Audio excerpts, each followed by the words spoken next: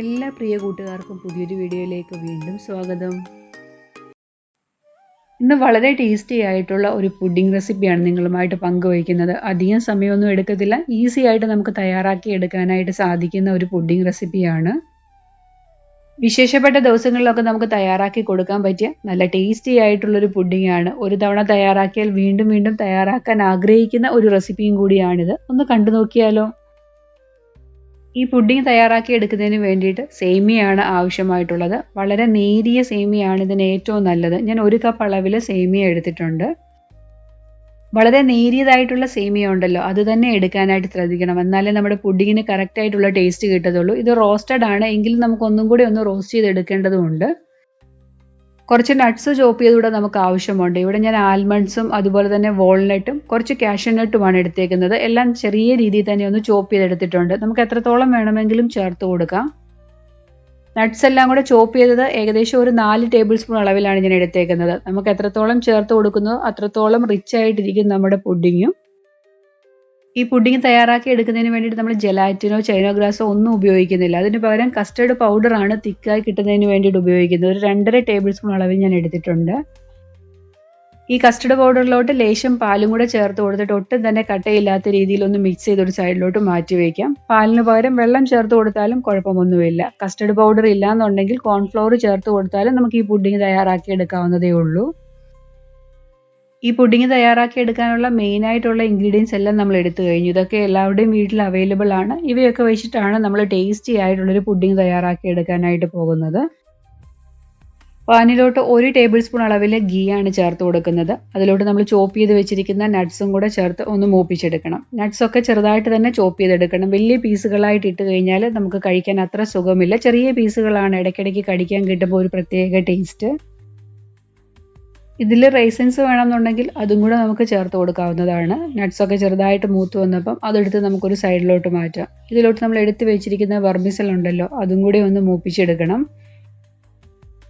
സേമിയയും ഇളക്കി ചെറുതായിട്ട് ഒരു ലൈറ്റ് ബ്രൗൺ നിറമാകുന്നത് വരെ മുരിച്ചെടുക്കണം. ഓൾറെഡി ഇത് ഞാൻ മൂപ്പിച്ചെടുത്തിട്ടുള്ള വെർമിസലാണ്, എന്നാലും ഇച്ചിരും കൂടി ഒന്ന് മൂപ്പിച്ചെടുക്കുകയാണ്. വേറെ ഗീ ഒന്നും നമ്മൾ ചേർത്ത് കൊടുക്കേണ്ട. നട്ട്സ് വറുത്തപ്പോൾ നമ്മൾ ചേർത്ത് കൊടുത്ത ആ ഒരു ഗീയിൽ ഇത് വറുത്തെടുക്കാം. 3 ടേബിൾ സ്പൂൺ അളവിൽ പഞ്ചസാര ചേർത്ത് കൊടുക്കുകയാണ് മധുരത്തിന് വേണ്ടിയിട്ട്. ഈ വെർമിസലിലോട്ട് ഈ പഞ്ചസാരയൊക്കെ ഒന്ന് പിടിച്ച് കിട്ടണമല്ലോ, അപ്പോൾ ഒന്ന് ഇളക്കി കൊടുത്ത് പഞ്ചസാരയൊക്കെ ഒന്ന് മെൽറ്റ് ആയിട്ട് വെർമിസലിൽ പിടിച്ചു വരുന്നത് വരെ നമ്മളൊന്ന് ഇളക്കി കൊടുക്കുകയും വേണം. വെർമിസലിൻ്റെ ലെയർ വെച്ചിട്ടാണ് നമ്മൾ ഈ പുഡിംഗ് തയ്യാറാക്കി എടുക്കുന്നത്. അപ്പോൾ ആ ഒരു കൂട്ടിന് വേണ്ടിയിട്ടുള്ളൊരു മധുരമാണ് ഞാനിവിടെ ചേർത്ത് കൊടുത്തേക്കുന്നത്. ഈ ഒരു അളവിൽ പഞ്ചസാര ചേർത്ത് കൊടുത്താൽ കറക്റ്റ് മധുരം തന്നെയായിരിക്കും വെർമിസലിൻ്റെ ആ കൂട്ടിനുള്ളത്. പഞ്ചസാരയൊക്കെ മെൽറ്റായ വെർമിസലിലോട്ട് പിടിച്ചു വന്നിട്ടുണ്ട്. ഇതൊന്ന് ചെറുതായിട്ടൊന്ന് കുക്കായി കിട്ടണം. അതിന് വേണ്ടിയിട്ട് ഞാൻ 1/4 കപ്പ് അളവിൽ പാലും കൂടെ ചേർത്ത് കൊടുക്കുകയാണ്. ഈ വെർമിസലൊക്കെ ഒന്ന് വെന്ത് വരുന്നതിന് ആവശ്യമായിട്ടുള്ള പാല് ചേർത്ത് കൊടുക്കാം.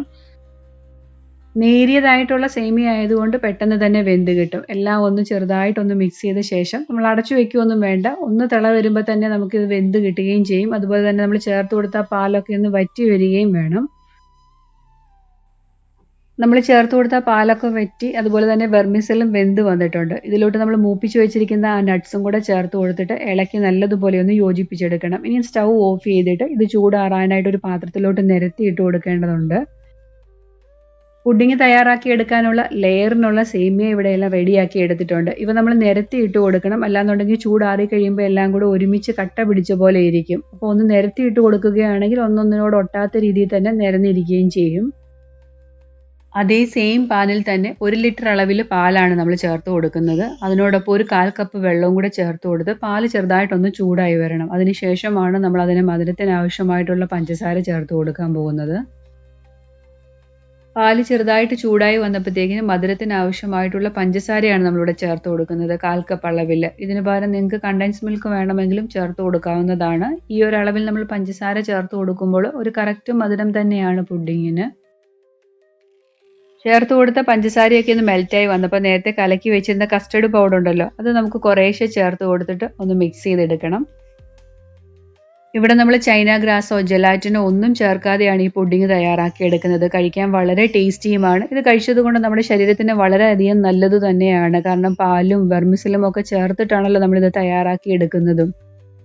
അധികം ഗീയോ ഒന്നും ചേർത്ത് കൊടുക്കാതെ തന്നെയാണ് നമ്മൾ തയ്യാറാക്കി എടുക്കുന്നത്. അതുകൊണ്ട് നമുക്ക് കഴിച്ചാൽ വളരെ ഹെൽത്തി തന്നെയാണ്. എല്ലാവരുടെ കയ്യിലും വെർമിസലൊക്കെ അവൈലബിൾ ആയിരിക്കും, പാലും. അപ്പം നമുക്ക് തീർച്ചയായിട്ടും തയ്യാറാക്കി നോക്കാൻ പറ്റിയ ഒരു റെസിപ്പി തന്നെയാണ് ഈ പുഡിങ്. കസ്റ്റർഡ് പൗഡർ കൂടെ ചേർത്ത് കഴിഞ്ഞാൽ പിന്നെ കൈവിടാതെ തന്നെ ഇളക്കി കുറുക്കി എടുക്കേണ്ടതാണ്. അല്ലാന്നുണ്ടെങ്കിൽ അടുക്കി പിടിക്കാനുള്ള ചാൻസ് ഉണ്ട്. അതുകൊണ്ട് ഇളക്കി കൊടുത്ത് തന്നെ നമുക്ക് കുറുക്കിയെടുക്കാം. ഫ്ലേവറിന് വേണ്ടിയിട്ട് ഞാൻ 1 ടീസ്പൂൺ അളവിൽ ഏലക്കാപ്പൊടിയും കൂടി ഈ സമയത്ത് ചേർത്ത് കൊടുക്കുന്നുണ്ട്. കസ്റ്റർഡ് പൗഡർ കൂടെ ചേർത്ത് കഴിഞ്ഞ് നല്ലതുപോലെ കുറുകി വന്നിട്ടുണ്ട്. നല്ല തിക്കായിട്ട് വരുന്ന ആ ഒരു പരുവത്തിലാണ് നമുക്ക് സ്റ്റൗ ഓഫ് ചെയ്യേണ്ടത്. ഇനി നമുക്ക് സ്റ്റൗ ഓഫ് ചെയ്തിട്ട് ഈ പുഡിംഗ് എങ്ങനെയാണ് സെറ്റ് ചെയ്യുന്നതെന്ന് നോക്കാം.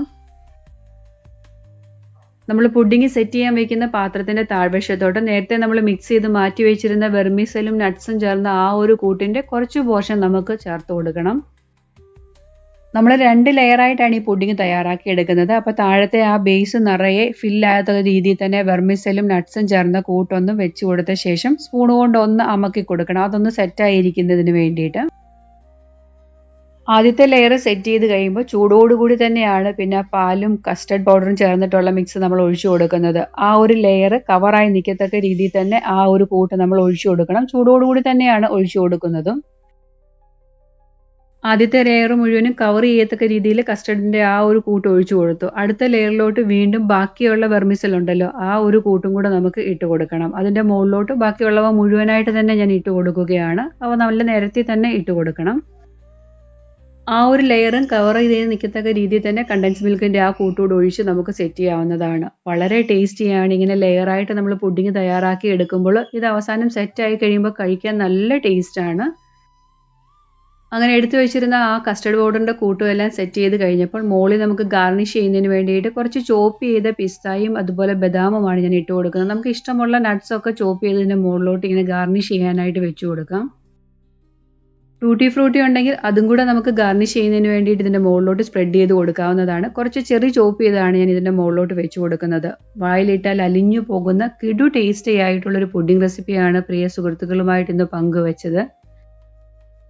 ഇതിപ്പോൾ നമ്മൾ ചൂടോടുകൂടിയാണ് സെറ്റ് ചെയ്തെടുത്തേക്കുന്നത്. ഇത് റൂം ടെമ്പറേച്ചറിലാകുന്നത് വരെ ഒന്ന് വെയിറ്റ് ചെയ്ത ശേഷം ഫ്രിഡ്ജിൽ വെച്ച് നല്ല രീതിയിൽ ഒന്ന് തണുപ്പിച്ച് സെറ്റാക്കി എടുക്കണം. അതിനുശേഷം വേണം നമ്മൾ സെർവ് ചെയ്യാനായിട്ടും. അപ്പോൾ അതുവരെ നമുക്കൊന്ന് വെയിറ്റ് ചെയ്യാം. പുഡിംഗ് ഫ്രിഡ്ജിൽ വെച്ച് തണുപ്പിച്ച് നല്ല സെറ്റായിട്ട് വന്നിട്ടുണ്ട്. ഇനി ഒരു സ്പാച്ചില ഉപയോഗിച്ചോ എങ്ങനെ വേണമെങ്കിലും നമുക്കിത് കട്ട് ചെയ്ത് സെർവ് ചെയ്യാവുന്നതാണ്.